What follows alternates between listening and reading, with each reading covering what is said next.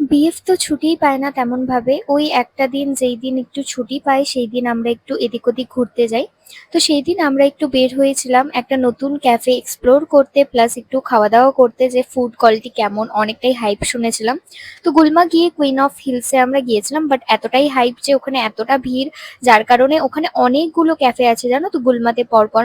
তো ওখানে একটা ক্যাফেতে চলে আসলাম, মনটা তো একটু খারাপ খারাপ হচ্ছিল, একটু না অনেকটাই আমার মুড খারাপ হয়ে গিয়েছিল, বাট কি আর করা যাবে, জায়গা না থাকায় পাশে এই ক্যাফেটাতে চলে আসি। এটাও খুবই সুন্দর ছিল, এখানেও প্রচন্ড ভিড় ছিল কিন্তু সিট মানে ফাঁকা ছিল কিছু। তো আমরা এখান থেকে অর্ডার করেছিলাম দুটো বোবা ড্রিঙ্ক, দেন আমরা অর্ডার করেছিলাম মোমো, আর করেছিলাম cheese corn dog, I think এটার নাম। তো সবকিছু মোটামুটি ঠিকঠাক ছিল, চিজ কর্ন ডগটা অতটা ভালো ছিল না, মোমোটা ভালো ছিল। আর পিৎজা অর্ডার করেছিলাম, পিৎজাটা তো মনে হচ্ছিল যেন খুবই শক্ত। যাই হোক, আমরা তো খেতেই পারলাম না, আমি এক কামড় দিয়ে ওরকমই রেখে দিয়েছিলাম, ও সেম ওরকমই। খাওয়া দাওয়া করতে করতে প্রায় ওই বাড়ি যাওয়ার সময় চলেই আসলো, তাই বেরিয়ে পড়লাম বাড়ির উদ্দেশ্যে। বাড়িতে এসে অনেকক্ষণ বাদে ডিনার করেছিলাম, রাতের ডিনারে এই ছিল, এটা হচ্ছে আমার কমফর্ট ফুড, আমি খুবই ভালোবাসি। তোমরা কারা কারা পছন্দ করো কমেন্ট করো। বাই।